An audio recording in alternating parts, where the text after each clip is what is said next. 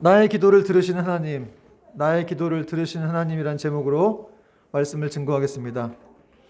주보에 나온 제목하고는 좀 다른데요. 어젯밤에 다시 수정했습니다. 그래서 이렇게 바꿨습니다. 나의 기도를 들으시는 하나님. 노벨상을 수상한 테레사 수녀는 17세의 나이에 수녀가 됐습니다. 너무 이른 나이에 수녀가 됐죠. 그래서 87세가 될 때까지 안락한 삶을 포기하고 인도의 캘커타라는 거리에서 죽어가는 수많은 환자들과 가난한 사람들 돌보면서 힘들게 사역을 했습니다. 그때 사람들이 어떻게 그렇게 편안한 삶을 포기하고 희생적인 삶을 살 수가 있느냐 이렇게 물었는데, 테레사 수녀는 이렇게 말했습니다. 나의 비결은 단순합니다. 그것은 곧 하나님께 기도하는 것입니다. 그리고 모든 것은 기도로부터 시작이 됩니다. 테레사 수녀의 사랑과 용서, 헌신은 기도로부터 시작이 되었습니다. 왜냐하면 우리는 너무 약해서 하나님의 끊임없는 도우심이 필요하기 때문에 그렇습니다. 그렇습니다, 여러분. 우리는 연약하고 한계가 있습니다. 그래서 정말 하나님의 도움이 절실히 필요하다는 것이죠. 따라서 기도는 정말 중요한데요. 그래서 기도를 호흡이라고까지, 교회의 호흡이다. 여러분, 호흡을 안 하고 살 수는 없지 않습니까? 그렇듯이 기도를 안 하고는 살 수가 없다는 것이죠. 그것이 우리의 생명을 지켜주시고 또 우리의 모든 것들을 이렇게 보필한다는 그런 의미이기도 합니다. 또 누군가는 기도를 이렇게 말했습니다. 기독교는 기도교다. 그런 말이 있을 정도로 기도가 참 중요한데요. 그런데 문제는 이렇게 기도의 중요성을 깨달은 사람들이 그렇게 많지 않다는 데 문제가 있습니다. 그래서 늘 영적으로 메마르고 성장이 없는 삶을 살아가고 있다는 것이죠. 기도의 성자라고 불리는 이엔 바운즈는 이렇게 말했습니다. 기도하지 않으면 우리 안에 있는 모든 좋은 것들, 즉 믿음, 소망, 사랑, 기쁨, 열정들이 다 시들시들해지고 죽게 될 것이다. 그리고 결국에는 기도마저 죽게 될 것이다 라고 말했습니다. 그러나 기도하게 되면 우리 안에 있는 모든 좋은 것들이 다 이렇게 샘솟게 된다, 이런 말을 한 적이 있습니다. 여러분, 삶에서 이렇게 승리하고 성공하는 사람들을 보면 다 기도하는 사람들이었습니다. 우리 성경에도 보면 성경의 위인들이 다 기도하는 사람들이었죠. 그들에게는 기도의 자리가 있었습니다. 히스기야 왕은 아수르 군대가 쳐들어왔을 때 그 아수르 왕이 보낸 편지를 가지고 여호와의 성전으로 올라가서 그 편지를 이렇게 펴놨어요. 거기 이제 하나님을 비방하는 내용이 나오는데, 하나님 믿지 마라, 니네 안 도와준다, 이런 내용들이 적혀 있는 편지를 하나님 성전에 올라가서 이렇게 펴놓고 이렇게, 하나님, 이렇게 아수르가 이런 식으로 하나님을 모욕하고 비방했습니다. 우리를 구원해 주옵소서라고 이렇게 기도를 드리자 바로 하나님께서 이렇게 선지자 이사야를 통해서 내가 너의 기도를 들었고 내가 구원하리라, 이렇게 말씀하셔 주셨습니다.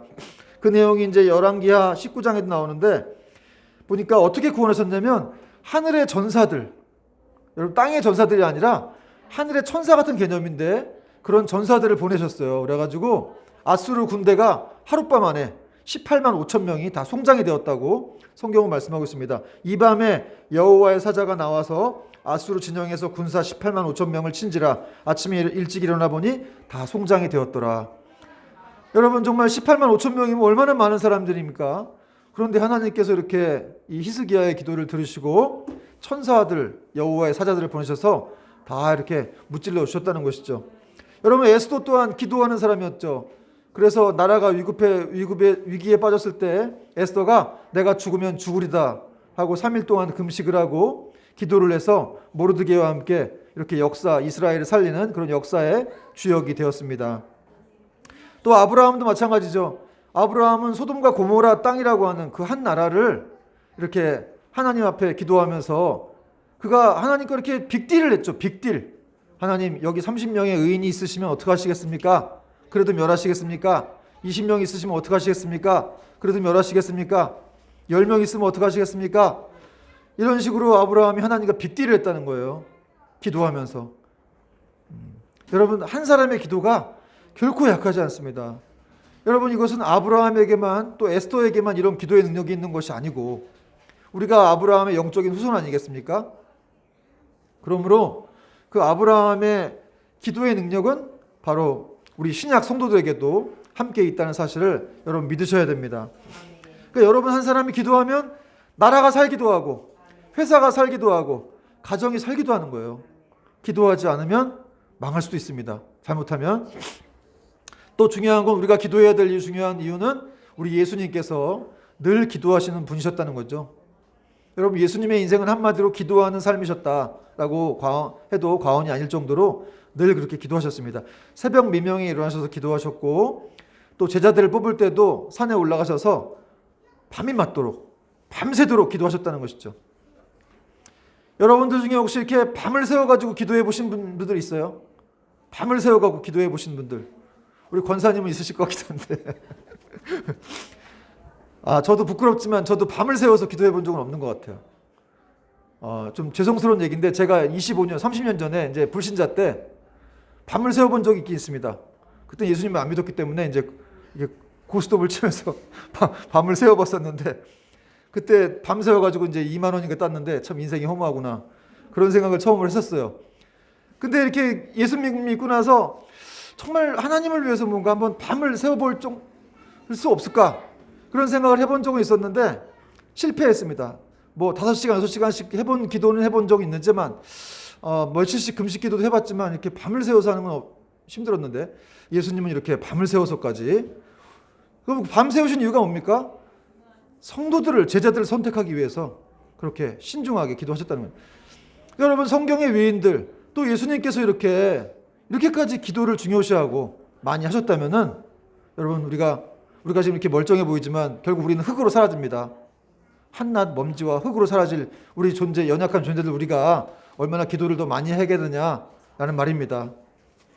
자, 오늘 시편 말씀은 이제 생명을 위협받는 극심한 위기에 처했던 다윗이 하나님께 간구함을 통해서 그렇게 그 위기를 벗어나고서 이제 지은 시입니다. 여러분 다윗도 늘 하나님께 물어보는 사람이었죠. 하나님 올라갈까요 말까요? 쟤네들하고 싸울까요 말까요? 이런 내용이 성경에 많이 있어요. 그때마다 하나님께서는 다윗에게 올라가라 내려가라 이렇게 말씀해 주시고 또 구원을 해 주셨습니다. 오늘 먼저 1절을 보니까 이렇게 시작을 하고 있습니다. 1절 같이 한번 읽어볼까요? 시작. 여호와께서 내 음성과 내 간구를 들으심으로 내가 그를 사랑하는도다. 이게 유명한 구절이에요.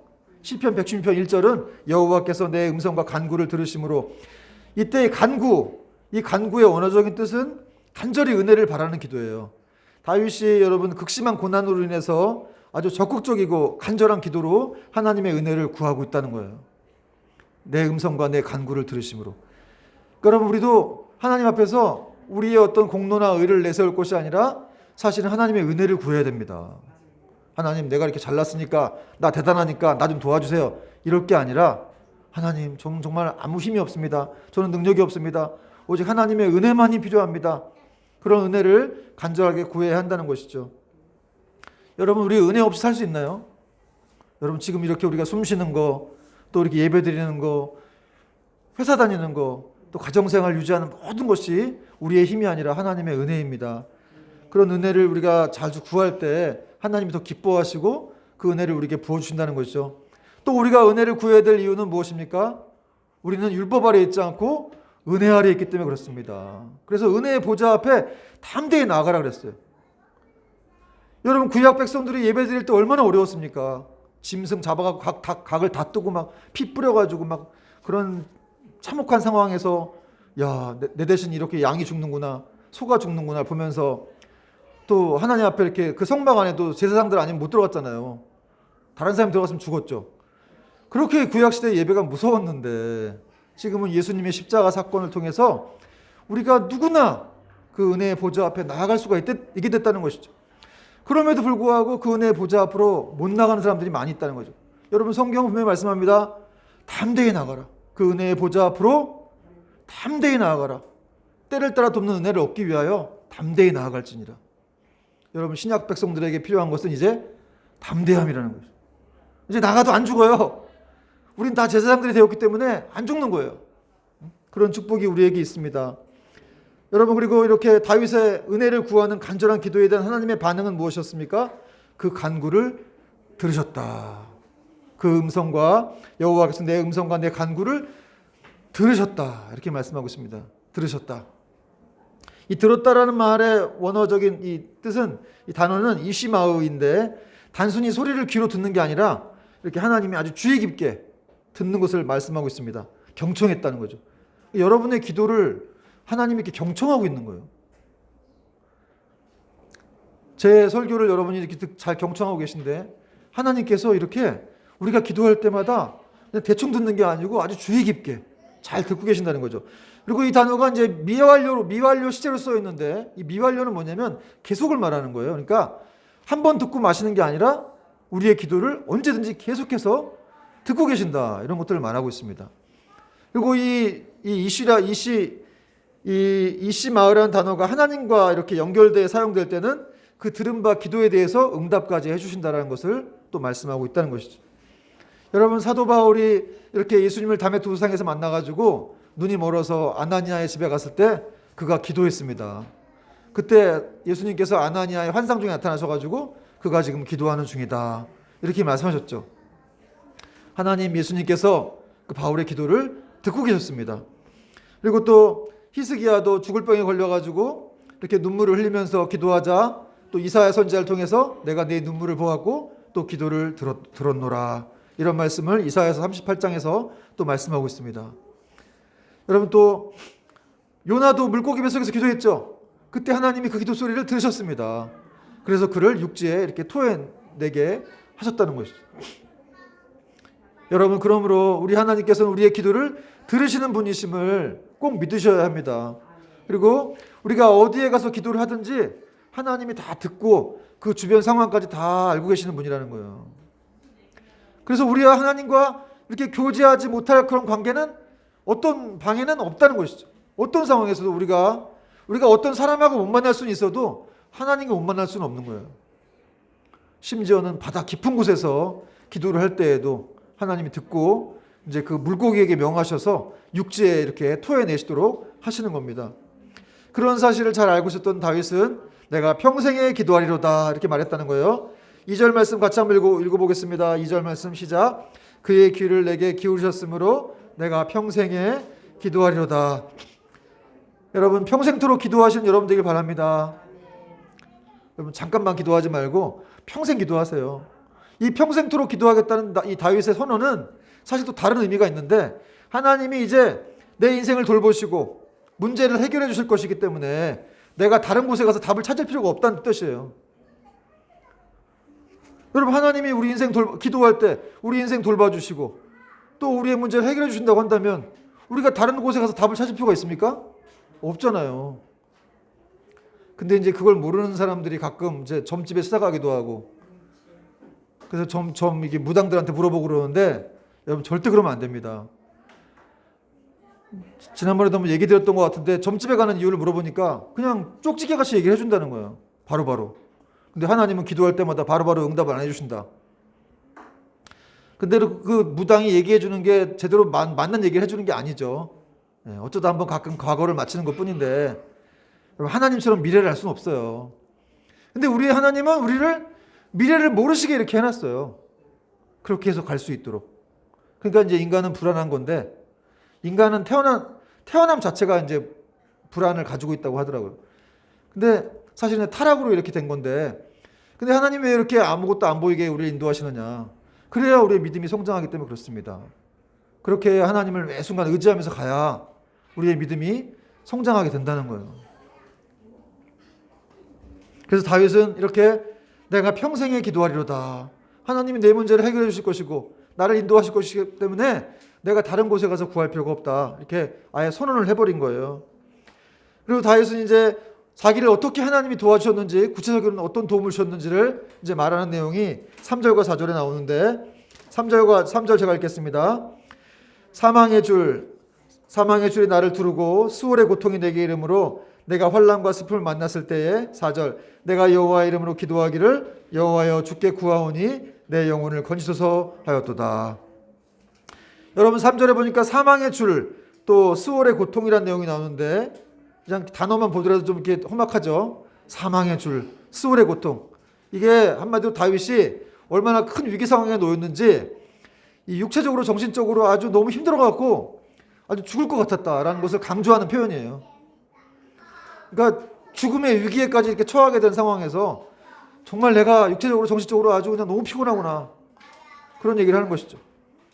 실제로 다윗의 인생을 살펴보면은 그가 큰 공경에 처해가지고 탄식했던 적이 많이 있었죠. 여러분, 다윗을 공격하려던 그런 대적들이 많이 있었습니다. 특히 누가 다윗을 제일 미워했습니까?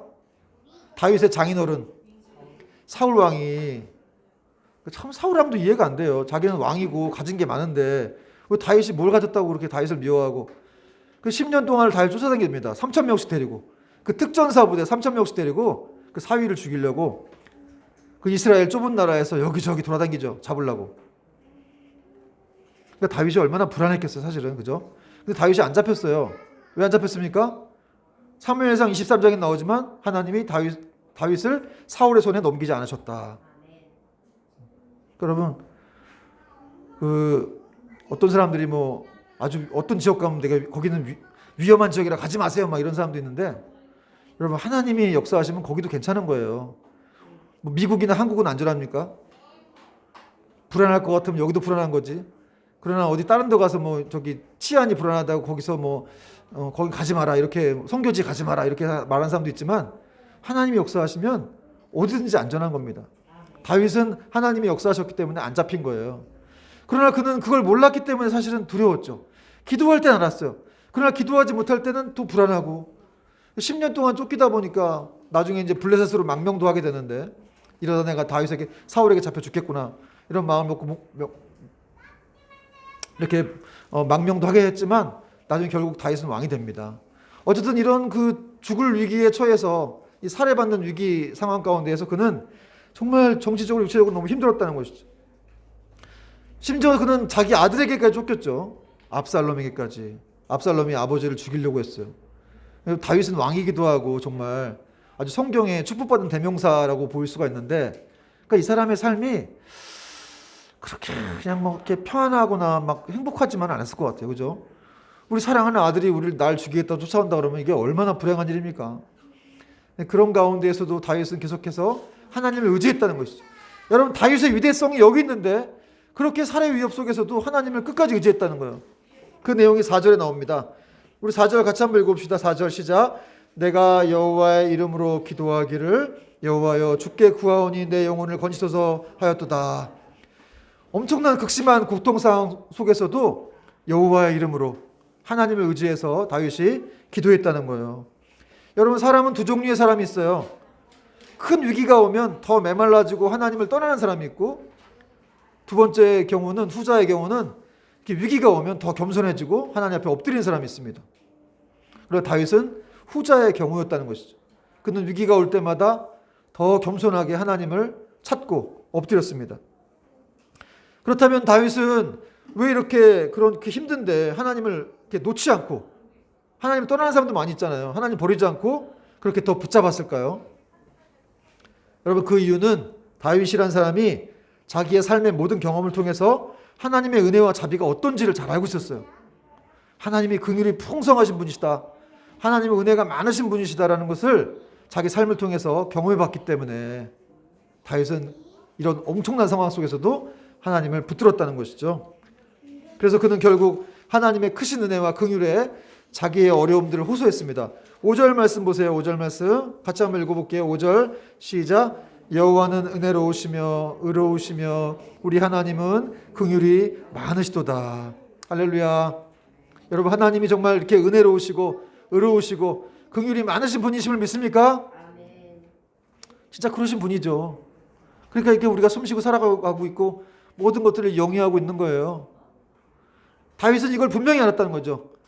여기 긍휼이라는 단어, 우리 하나님은 긍휼이 많으시도다, 이렇게 다윗이 선포했는데, 이 긍휼이라는 단어가 이제 메라햄이라는 헬라어를 히브리어를 썼는데, 이게 이제 라햄이라고 하는 단어에서 파생이 되었는데, 라햄이 뭔지 아세요? 라햄, 히브리어 라햄, 어머니의 자궁을 말합니다.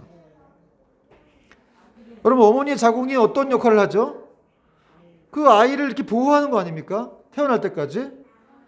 그래서 태아를 자궁으로 감싸가지고 보호하고 충분한 영양분을 공급하고 그러는 것처럼 하나님께서 이렇게 연약한 성도들을 보호하고 또 감싸면서 필요한 것들을 구체적으로 공급해 주신다는 것을 지금 이렇게 강조하고 있는 그런 표현이에요. 우리 하나님은 긍휼이 많으시도다. 하나님이 여러분을 돌보시는 줄 믿으시기 바랍니다.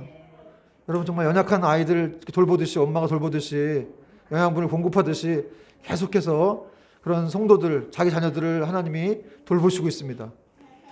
그래서 안 잡히는 거예요. 그래서 하나님께서는 이렇게 이 긍휼이 많으신 하나님께서 돌보시기 때문에 다윗은 또 이렇게 고백했습니다. 여호와께서는 순진한 자를 지키시나니 내가 어려울 때에 나를 구원하셨도다. 이 순진한 자라는 표현이 나오는데, 순진한 자, 여러분 순진한 자는 어떤 뜻일까요? 우리 현진이처럼 이렇게 순진한 세상 물정 모르는 우리 지을이, 이을이, 우리 추화처럼 세상 물정 모르는 순진함을 말하는 걸까요? 여기 순진함은 그런 순진함이 아니라 이 하나님만 바라보는 자예요. 하나님만 바라보면서 그의 뜻에 순종하는 사람들, 그런 사람들이 바로 순전한 자라는 이 단어를 쓰고 있습니다. 여러분 순진한 자가 되어야 됩니다. 하나님 앞에 이렇게 순진한 자가 될 때 하나님께서 이런 사람들에게 더 은혜와 긍휼을 부어주신다는 것이죠. 여러분 우리 삶이 왜 이렇게 복잡하고 맨날 힘듭니까? 우리가 자꾸 시선이 다른 데가 있다는 거죠. 문제가 올 때 그냥 그 문제에만 가 있기 때문에 사실 우리 삶이 복잡하고 힘들어요. 그러나 그 문제를, 그 시선을 그 문제에서 띄워가지고 하나님께 집중할 때, 주님만을 바라볼 때 우리의 모든 문제 해결의 원인, 답이 거기에 있는 줄 믿으시기 바랍니다. 여러분 그런 의미에서 기도라고 하는 것은 이렇게 예수님을 바라보는 거예요. 여러분 예수님을 바라보는 것이 기도입니다. 그래서 예수님을 바라보게 될 때 우리의 모든 근심과 걱정은 다 사라지게 되는 것이죠. 왜냐하면 예수님을 바라볼 때 그 예수님께서 우리 안에 임재하시기 때문에 그렇습니다. 그래서 근심 걱정 사라지고, 또 하나님께 나아가는 자에게는 성경은 뭐라고 말씀합니까? 상이 있다. 히브리서 11장 6절, 믿음이 없이는 기쁘시게 못하나니 하나님께 나아가는 자는 그가 계신 곳과 자기를 찾는 자들에게 상 주시는 이심을 믿어야 할지니라. 여러분 하나님께 나아가는 자에게 상이 있습니다. 하나님 바라보고 그분께 나아가는 자에게는 상이 있고, 그러므로 인해서 우리에게는 걱정과 근심의 모든 문제가 다 해결받을 수 있다는 사실입니다. 그런데 그런 사실인데도 불구하고, 그렇게 기도하는데도 불구하고 우리가 계속해서 걱정하고 낙심한다면 그건 진짜 하나님 믿지 않는 것이죠. 여러분 진짜 기도한다고 생각하면서, 하나님 믿는다고 하면서도 기도하는데 계속 불안하고 낙심된다면 그건 정말 하나님 믿는 게 아니에요. 기도하면서 걱정한다? 낙심한다? 사실 이것은 있을 수가 없는 일입니다. 그러나 기도 안 하면 낙심이라도 근심이라도 해야죠. 그러나 기도하게 된다면 결코 낙심할 수 없습니다. 정말 하나님 믿고 한다면, 하나님이 어떻게 하실지 정말 기대한다면 우리는 근심할 수가 없다는 거예요. 우리가 대중교통을 탈 때도 돈이 있으면 벌벌 떨지 않죠? 그렇지 않습니까? 택시 탈 때 벌벌 떨어서 돈이 있는데, 근데 물론 이제 미터기가 올라갈 때마다 가슴은 벌렁벌렁 뛰기도 합니다. 그러나 여러분 돈이 있으면 믿는 구석이 있기 때문에 괜찮아요. 그렇죠? 뭐 부산까지 간다고 해도 돈 뭐 엄청 나오겠네요. 거기까지 간다고 해도 돈이 있으면 상관없습니다. 우리 하나님이 계시기 때문에 우리한테는 엄청난 우리의 백이 계시기 때문에 우리는 어떤 상황에서도 불안할 필요가 없다는 거예요. 여러분 영국의 설교 황태자라고 불리는 찰스 스펄전이 기도에 대해서 이렇게 말했습니다. 내가 아는 것이 한 가지 있는데 기도는 절대 헛되지 않다는 것이다. 기도는 절대 헛되지 않다는 것이다. 나는 그것을 증명할 수가 있다. 나의 회심도 기도의 결과다. 나는 그 모든 일에 하나님의 도우심을 구했다. 하나님은 나의 기도에 너무나 많이 응답해 주셨기 때문에 이제 나는 하나님께 무엇을 구하든지 반드시 받을 것을 확신하며 기도한다. 아마도 가능성을 보면서 기도하는 것이 아니라 주님은 반드시 내 기도에 응답하신다는 것을 확신하며 기도한다. 지렛대를 사용하면 무거운 것도 들어올릴 수 있듯이 기도하면 하나님으로부터 무엇이든 얻을 수 있다. 비구름이 소나기를 불러오듯 기도는 복을 가져온다. 봄이 되면 꽃이 피어나듯 기도하면 은혜가 함께한다. 일을 하면 대가가 있듯 기도에는 열매가 있다. 내가 직접 경험했기 때문에 나는 확신한다. 여러분 이 사람이 찰스 스펄전이라고 영국의 위대한 설교가예요. 최고로 설교자라는, 정말 성령님의 늘 감동에 사로잡혀서 기도했고 설교했던 사람인데, 이 사람이 이렇게 기도에 대한 확신을 말했다는 거죠. 나는 아마도 가능성을 가지고 기도하지 않는다는 거예요. 무조건 하나님께서 응답하시는 것을 나는 믿는다. 혹시 될까? 안 될까? 이런 자체를 생각을 안 한다는 것이죠. 물론 이 사람 자체가 하나님과 이렇게 붙들려서 정말 이렇게 말씀의 앞에 살아갔던 사람이었기도 했지만, 그러나 여러분, 우리가 정말 자녀라고 한다면 스펄전의 하나님은 우리 하나님 되심을 믿으시기 바랍니다. 그리고 우리가 기도할 때도 우리가 이렇게 의심하거나 뭔가 좀 하나님 이거 아빠가 어떻게 줄까 안 줄까 이런 생각을 한다는 것은 아버지에게는 어떻게 보면 참 정말 그 자녀가 자기를 무시하는 그런 것처럼 생각이 될 수가 있는 것이죠. 여러분, 우리는 너무 연약합니다. 유한하고 한계투성이에요. 또 무엇을 어떻게 해야 할지, 어디로 가야 할지도 모를 때가 많습니다. 정말 사는 게 쉽지 않고 또 인생이 쉽지 않아요. 갑자기 생각났는데, 우리 딸 다윤이가 초등학교 2학년 때 이야기인데, 그 친구가, 자기 친구가 다윤아 인생이 뭐니 그렇게 물어봤다는 거예요. 그래서 우리 다윤이가 초등학교 2학년 때 이렇게 말했답니다. 인생이란 하나님이 정해놓으신 길을 사람이 걸어가는 거야 라고 했더니 그 친구가 그러더랍니다. 그래? 근데 왜 이렇게 인생이 힘든 거니? 여러분, 9살짜리 애들도 이렇게 인생이 힘들어가지고 참 인생이 쉽지 않다 이렇게 말을 합니다. 여러분, 우리는 인생이 쉽지 않다는 걸 압니다. 물론 쉽지 않습니다. 어디로 가야 될지 당장, 여러분, 지금 우리가 교회 예배 끝나면 나가서 또 집에 갈 때도 많은 생각들이 있고, 또 어떻게 인생을 걸어가야 되나, 어떻게 삶을 살아가야 되나라고 걱정할 때가 많이 있지만, 그러나 우리는 몰라도 하나님이 그 길을 하신다는 거예요. 여러분, 아브라함은 갈 바를 알지 못하고 나아갔습니다. 가나안 땅으로. 그러나 하나님은 그 알 바를 아셨다는 것이죠. 그러니까 여러분, 하나님이 아는 게 중요한 거예요. 우리가 아는 게 중요한 게 아니라 하나님이 아시면 됩니다. 우리 아버지가 아시면 되죠. 인간이 미래까지 다 알 필요가 있습니까? 그래서 우리는 불안하지 않고 담대하게 하나님의 손잡고 주님의 손잡고 걸어갈 수가 있는 것입니다. 사랑하는 여러분, 기도라는 것 쉽지 않지만 또 악한 마귀의 방해도 있어요. 우리가 피조물로서 사실 하나님, 거룩하신 하나님과 교제하는 자체가 이 쉬운 일은 아니에요. 그러나 하나님은 기도라는 특권을 주셨습니다. 기도라는 선물을 자녀들에게 주셨다는 것이죠. 나는 너와 대화하길 원한다. 여러분, 마틴 부버라는 신학자도 하나님은 우리를 이렇게 하나님과 대화하기 위해 우리를 창조하셨다 이런 말을 했는데, 여러분, 정말 이렇게 인간이 피조물로서 하나님, 창조주 하나님과 대화할 수 있다는 것, 어디 감히 이런 신이 다 있습니까? 여러분, 우리가 얼마나 놀라운 축복 속에 살고 있는지 우리가 알아야 한다는 것이죠. 여러분, 기도하십시오. 모든 좋은 것은 바로 기도로부터 시작이 되는 것입니다. 정말 차원이 다른 삶의 변화를 꿈꾼다면 기도해야 합니다. 그것이 사업이든 가정이든 결혼이든 선교든 무너진 습관이든 무엇이든 간에 지금까지는 내 힘으로 해보려고 했다면 이제 앞으로 기도의 무릎으로 시작을 한다면 하나님의 은혜와 지혜로 우리의 삶은 더 풍성해질 것입니다. 아멘. 여러분, 이렇게 또 한 주간도 우리가 승리하는 저와 여러분 되기를 축원합니다. 찬양하겠습니다.